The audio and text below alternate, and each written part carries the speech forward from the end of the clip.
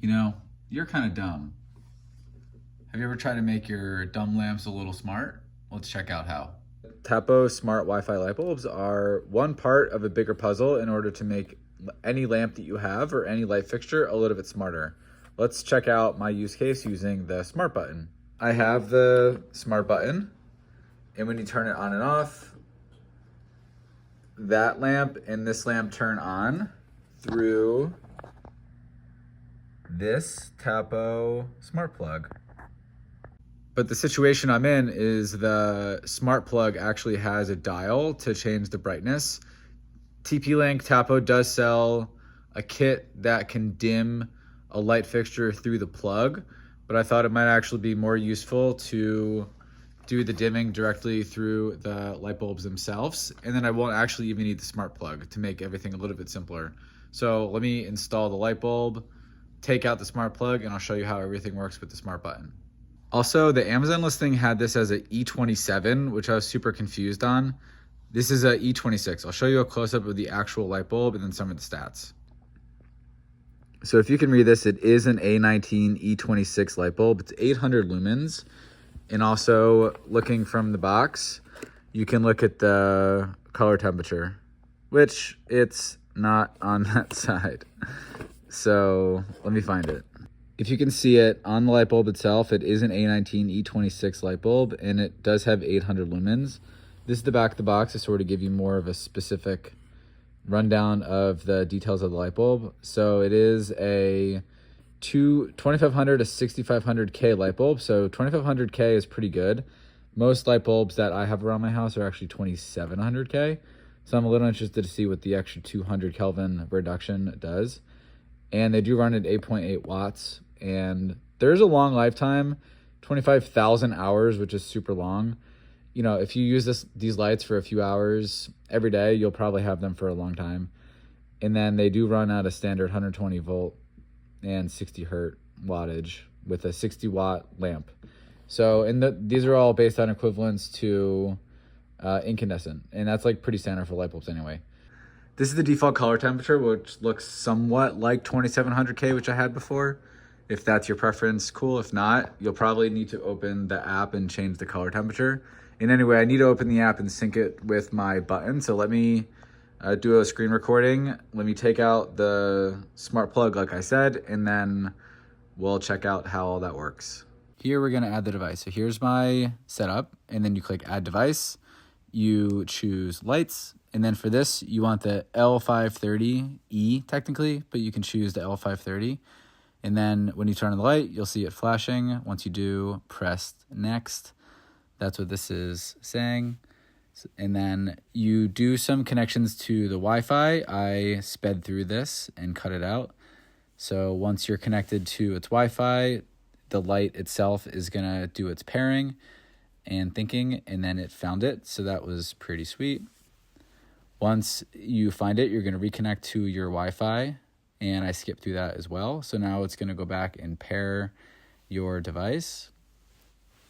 So let's give it a second to think about that. And then once it's paired, you can name your device, and you can see how much I rely on autocomplete. So living room bulb. And then I always specify left, because in my situation I have left and right. So I choose the living room, hit next, choose an icon, and then the last thing that you do when you set up any of these Tapo devices is you usually have to update the firmware. So there's almost always an update that I found. So it's pretty quick. It downloads really nice and fast. And then once your firmware is updated, you can start using your light right away. And there it is. And now. Okay, cool. Here's the configuration when you open it from the Tapo app. So you can change the brightness right from here. You can set presets, turn it on and off. You can change the K and the white temperature right away, so either warm or cool, or you can choose colors. So you can choose red, go anywhere in between, and then, so here's an example of some purple, some blue, and then you can see the energy usage, and then here are your options to set up different themes, timers, schedules, things like that.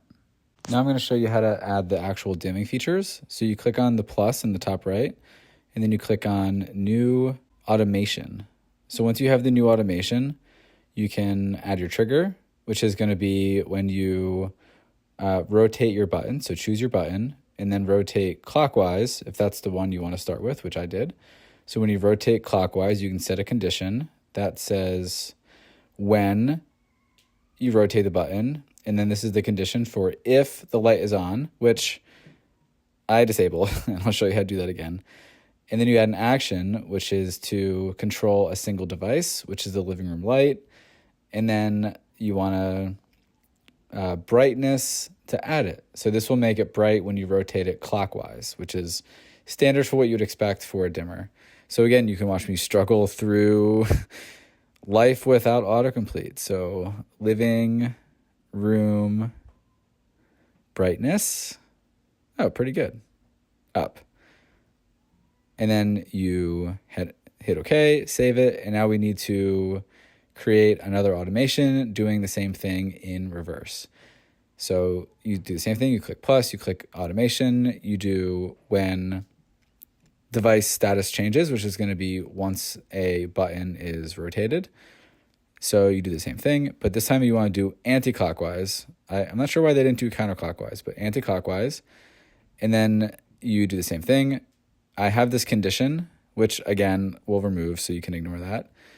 And then you set the action for when you do anti-clockwise, you want to actually turn the brightness down. Here's some of the other options you could do. So you can fade up, fade down, color temperature, random color, things like that. So it's pretty flexible. And we're going to name it. I believe I named it the same thing, but it doesn't really matter because once you have it set up, you can always rename it later. So living room, 2 words, living, nope, not the best at typing, living room brightness down. So again, this will make it dimmer once you rotate it counterclockwise, which is standard for what you can expect. Whew. So that was a lot. That was a lot of settings. But anyway, I noticed one thing. So I have it set up where if you turn the button clockwise, the brightness goes up, and then turn the button counterclockwise, the brightness goes down. But the issue is with my condition, if it's turned on is only when the brightness can turn up and down. But if you turn the light all the way like dim, all the way down, it actually turns the light off. So you can't turn the brightness back up. So I'm going to go into the settings, adjust that condition, and then I'll show you how everything works. And we meet again. So we're going to go back into the brightness automations to disable the condition if the light is either on to change the brightness when you rotate clockwise and counterclockwise. So it's not going to actually really matter if you rotate when the light is off because it won't do anything.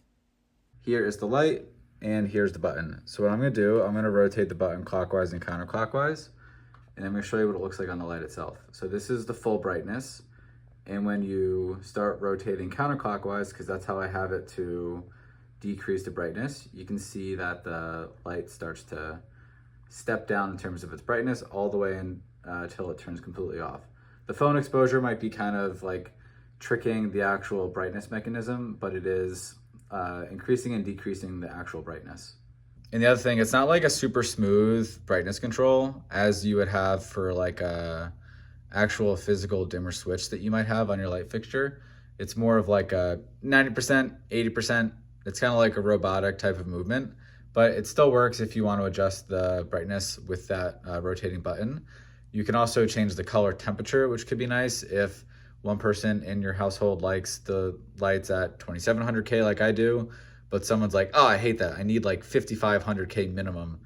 And if that's you, that's cool. But you can configure your button to also control the color temperature on rotate, which could be a pretty nice feature to sort of like have the peace in your household be consistent.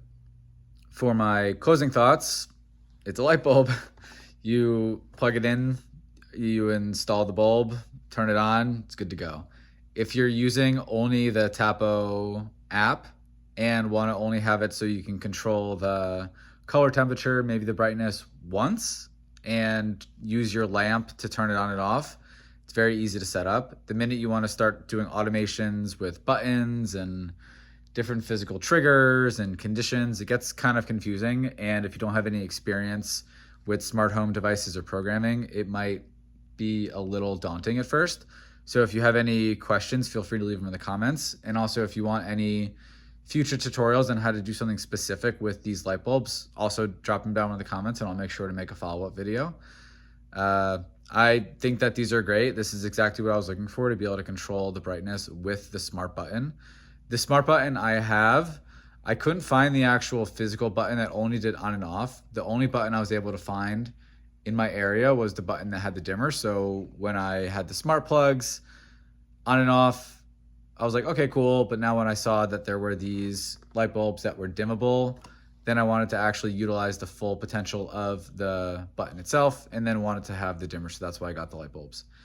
And if you have any other questions about any of this, again, drop them down in the comments. If you like this video, feel free to subscribe. It will really help out the channel.